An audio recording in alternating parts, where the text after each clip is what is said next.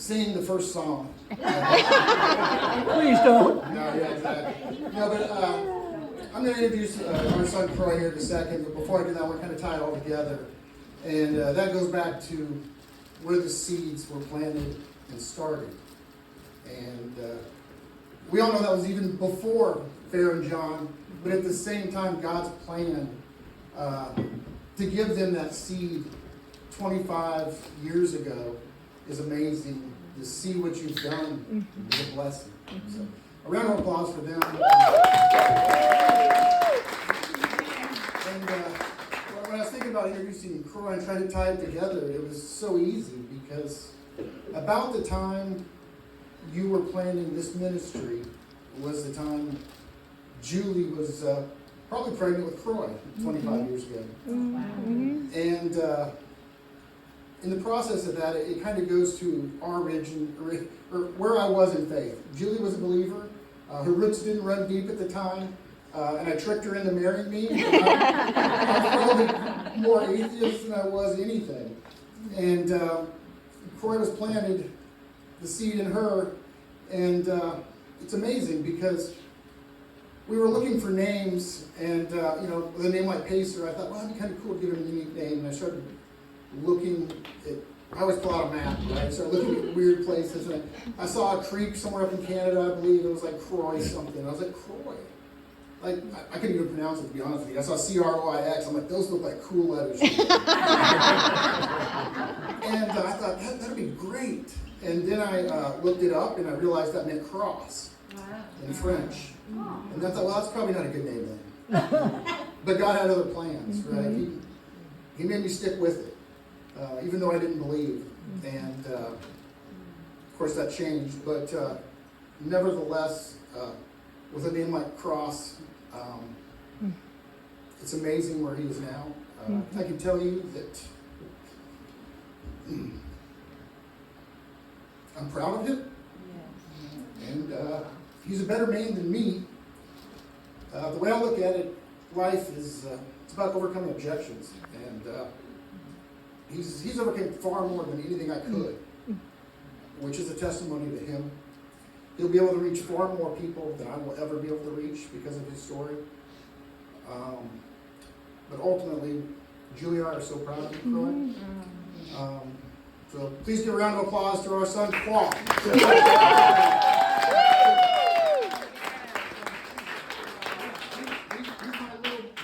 I'm not done yet. He's my little boy, and I always think about this because when he was little, I used to say to him, I said, "This is my son, whom I love. With him, I am well pleased." And so with that being said, now it's your turn, Croix. Croix Cordray!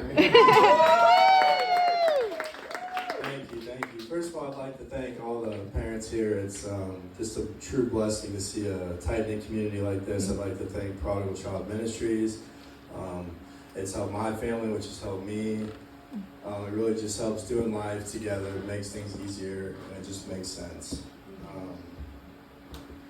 So I guess before and how we got started, I grew up Christian, very Christian. Both my parents were deacons at church, going to church early in the mornings, cutting donuts, that kind of thing. Was always at church, it felt like. Had a pretty good foundation, Sunday school, just the basic thing, and that was kind of why it was confusing kind of going forward with, I've been to like 11 or 12 rehabs, and, the first couple sitting there with like the therapist and stuff, like, what happened? Like, there wasn't anything traumatic in my life. There was, nothing they did wrong, only right things. There was no really excuse for me to do any of the things I did. So, looking a little deeper on, why it started, I guess it was kind of a dumb reason, but it was really just to be cool. Started out in 8th grade, I just wanted to be cool. Hanging out with older kids, my whole life, you're told don't smoke weed, it's bad, it's not good, it's bad. And even a little bit funny before this, my dad used to take me, I didn't even know what they were at the time. He would take me to these, I don't know if it was like an IOP or a teen rehab place, but he would take me there with him and his friend, and he would give like a little sermon or ministry or a little glimpse of hope or whatever that was. And I remember sitting at this table and just looking around the room, and it looked like life had beat them up, like, I mean, pretty bad. And I remember just judging them, like sitting there thinking like how could, I'll never be like that. Like, how could someone ever even get like that? Like, that doesn't even make sense. And I was little, but yeah, those were some thoughts that were definitely going through my mind. And, you know, it's funny going back to the weed thing. You know, my dad's a cop. I mean, don't do weed. I mean, pretty simple. Don't do drugs in general. But when I did smoke weed, that was like one of the best times I've ever done drugs in my life, honestly. It was like a good night. We just smoked weed. It was nothing bad happened. Ate like a box of protein bars. There was like nothing else to eat. It was just one of those nights. And I remember waking up that next morning and being like, they lied to me. Like, weed's not bad. Like, you know, and it kind of got me thinking, I'm like, what are some other things that they may have told me that were bad that might be pretty good? And, you know, that kind of correlated going forward with really everything. And, you know, also that year I had, got caught drinking. And everything that I did the first time was always way too much. It was never like one little hit or anything. It was like high as, you know, hell, or blackout drunk or whatever it was. It was never just one little thing. And so I got caught drinking, and I was grounded for, I mean, obviously they were not okay with it. I think they were more confused than anything, because I guess it really didn't make sense at that time either. But I was just trying to be cool, trying to fit in. But the thing is, I wasn't. It was just me. I ended up getting grounded for like 3 months, and this was at the time where I was going to the high school in the morning to play or do like workouts and stuff for football, and I didn't have my phone, and you know, it just sucked. And that was like the time where everyone was on their phones and stuff. It was a big deal. It doesn't sound like a big deal, but it was. And you know, I started this mentality of, okay, well, I'm already in trouble. I might as well do what I want anyway. And that's just kind of the way I lived for a long time after that, where I just was very defiant. I just didn't care, and that's just kind of how it was. I mean, going further into that, started, you know, I was getting drug tests at that point because, you know, I was just smoking weed, didn't care. And there was this new thing, and at my high school, and it was like, told to me it was like a CBD, and it was just like a weed thing, and it wasn't. It was just like this little spice vape juice that you could put in your vape and hit it, and it was like a weed high, but like a crackhead high. It was just get you way more messed up. Doesn't really matter, but the golden solution is you could pass drug tests because it was synthetic. So that was my golden ticket. I could get high, pass drug tests, and who cares if I looked high, I could pass the drug test. And they knew every time I did it. I mean, my dad's a cop, like, there's no hiding that. Which led to many problems at the house. Just the relationship status just was downhill.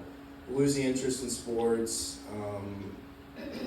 bad relationships with my parents, defiance, and around that time, I wanted a different start. Because at that time I was losing friends, you know, just passing out random places in school. You know, people more worried than anything, but also just didn't want to be associated with me because it was just like kind of scary looking back on it. You know, I was young, just doing whatever. I mean, I started to get really good at manipulating people for money and different things because no matter what, I needed a way to find that thing. I mean, I hurt my family bad by taking things, just doing all the wrong things you could think of. And so around that time, I was like, okay, like, I didn't know what a rehab was at that time, and I definitely wouldn't have gone, but I was like, let's just change school. So I went to Riverside Military Boarding School, and you know, kind of the saying goes, good kids go there and become bad, bad kids go there and become worse. And that's exactly what happened, actually.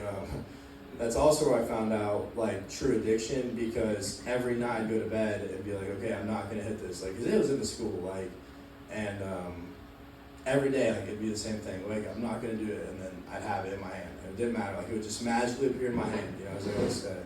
And ended up leaving that school, was at my other high school for like 2 weeks, but had to go. I went to an IOP for the first time when I was 16, for that, or 17, right around there. And ended up getting arrested like 3 weeks after joining that, and being in jail. I wasn't in there long, but it's funny because I was in there just about a week, and that last day, I had major anger issues in there too. I was undiagnosed bipolar. I am bipolar now. And the last thing I remember praying about, because I wasn't praying, there was this old guy in the cell who was like, don't pray for like physical things, like pray for attributes. And I never like prayed for attributes before. So I was like, God, like, please just give me, what was it? Patience, or no, not patience. That was patience. Patience. And kept praying that, and then the next day, I got released to go to this other 7-month, like I got mandated to go to this 7-month rehab program for teens, and I was so mad. And I still don't think I'm good at patience, but that was just one of the things that I thought was kind of ironic, and was at this 7-month place in the woods. It was in Gainesville. It was like a teen rehab.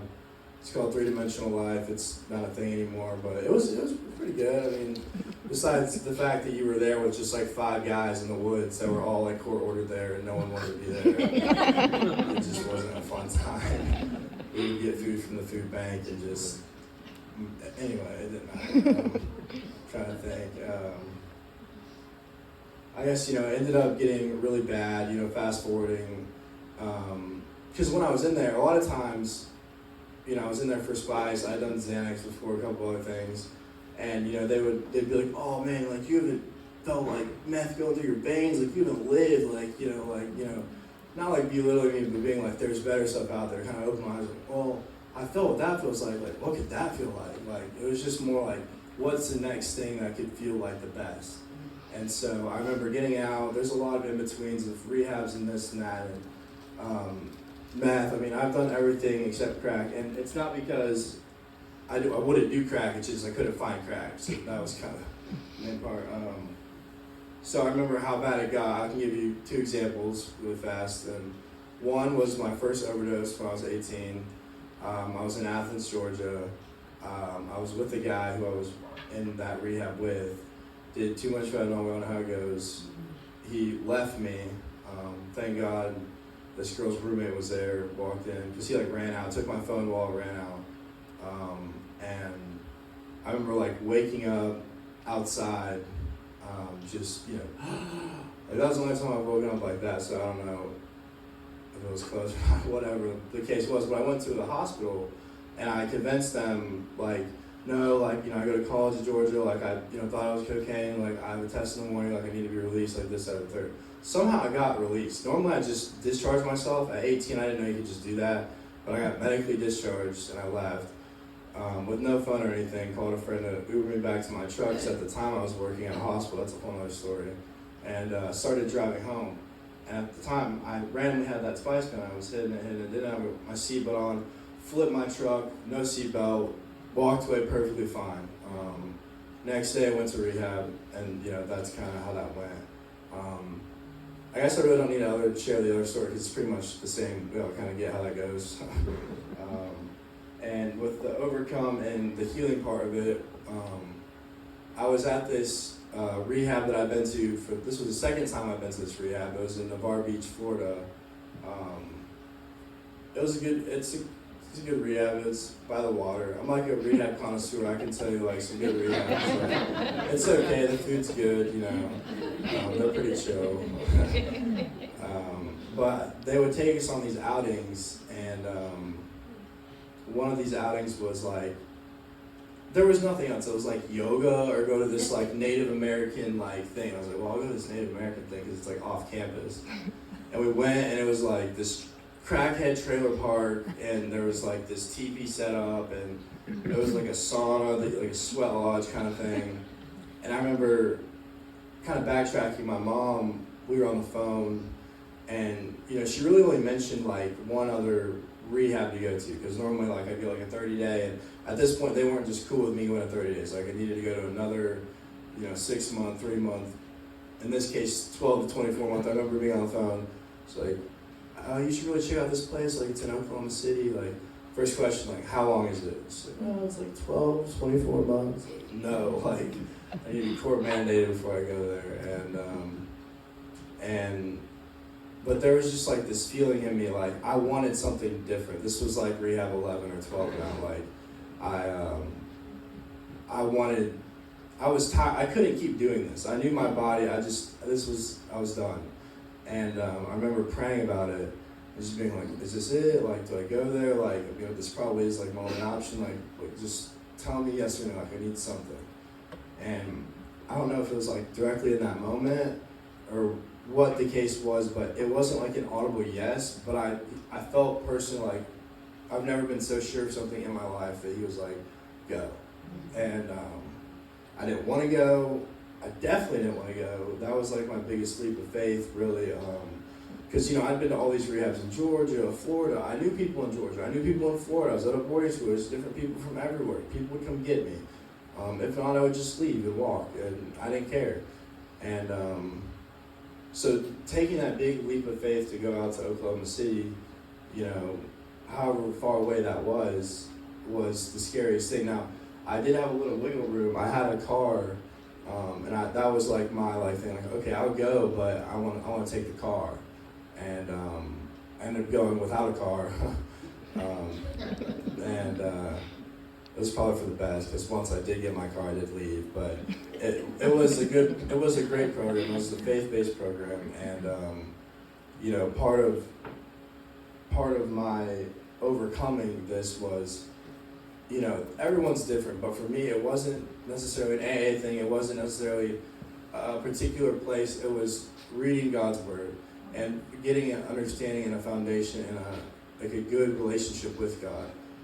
I wish I could say I'm just as close to Him as today as I was then, but then, I had a strict routine, and it was, to get freedom at this place, you had to, like, if you wanted to spend the night somewhere, like, you had to have read, like, the whole New Testament and done, like, all these separate things and Bible studies. And I haven't read the whole New Testament, but I have a really good belief system, and I just learned so much there. Like, it was such a good group of guys. We weren't sitting there watching Family Guy. We were watching, like, the Jesus Show, or whatever that show. I forgot the name of it. Yeah, The Chosen show, which is a great show. Yeah. And but yeah, and I remember there wasn't like an in particular day that, because this happened after I left, because I had a job and I wanted to move out, and I lived at this house. I was paying rent, like in a room for rent, and I can't remember like a specific day where I was like felt safe from drugs. I can list millions of days in the past where all I would think about is drugs and like having like that itch, they'd call it, like you just want to scratch it. But I remember after a while thinking like, man, like I haven't thought about drugs like in a while, and then like thinking about like, no, stop thinking about it, don't think about it. Like it like freaked me out because I didn't want to like go down this rabbit hole that I go down every time. And then I can, I'm not perfect, I take medication, I do these things, but I can tell you what, I've been completely saved through God by, I don't have that stress, I don't have that like burden on me anymore, that weight, that the thoughts of drugs, the constant thinking of, where a plug might be if I'm flying somewhere else, or where this and that, I don't have that. It's just not there anymore. I feel like a completely changed person. And with all that, I believe it comes truly through, my part on just taking that leap of faith and going out to Oklahoma and things, but also through, I'm sure tons of you guys' prayers through Prodigal Child Ministry, and thousands of prayers that my parents have prayed like every night, that I don't know about. And that really, I believe, truly makes a difference. I feel like it's an A and B part that when both combined equal a solution.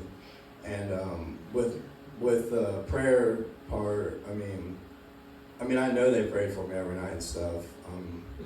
And I don't even, they would tell me, and even if they didn't tell me, I knew they would. So that kind of goes along with the healing and things. And, going off that, with some of the good and bad things that have helped me along the way with that is they were definitely not, they may have thought they were codependent at first, but like in middle school, yeah, maybe a little bit. But as time progressed with how my drug addiction really took path and took flight and, doing horrible drugs and stuff, they were not codependent. If I would be kicked out homeless, it may hurt them, but they'd be like, okay, you're homeless, like you go to rehab, or you can, would sit in the rain. I'd sit in the rain for like 3 days, call them like, all right, I'm ready for rehab. So that's kind of how it went, and they stuck to their boundaries. And I say this to say this, is with doing all that, it sped up my recovery because it wasn't dragged out. Because if they wouldn't have taken these, like some may call drastic steps, I was never bonded out by them, by my grandparents, never by that. Never put commissary on my books, not by that. Probably, I think even told people, don't bond me out.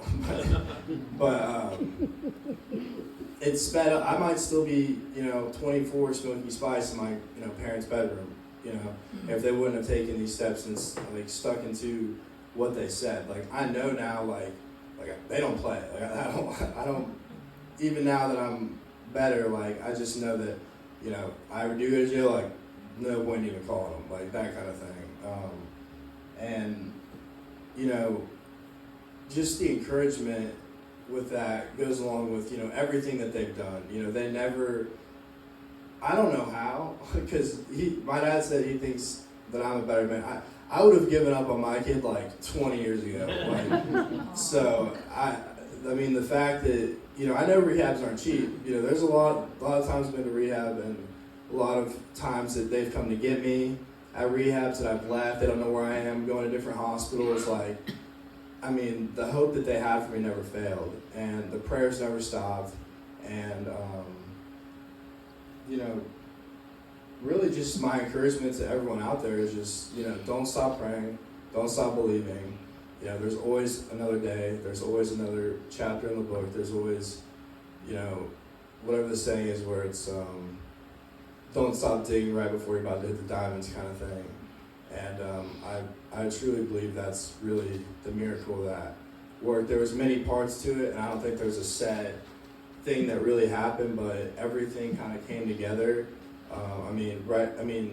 I went to welding school. I moved out for the first time ever, got a really nice apartment, finished welding school, got a job halfway through welding school, worked for like an international company now and travel all through the U.S.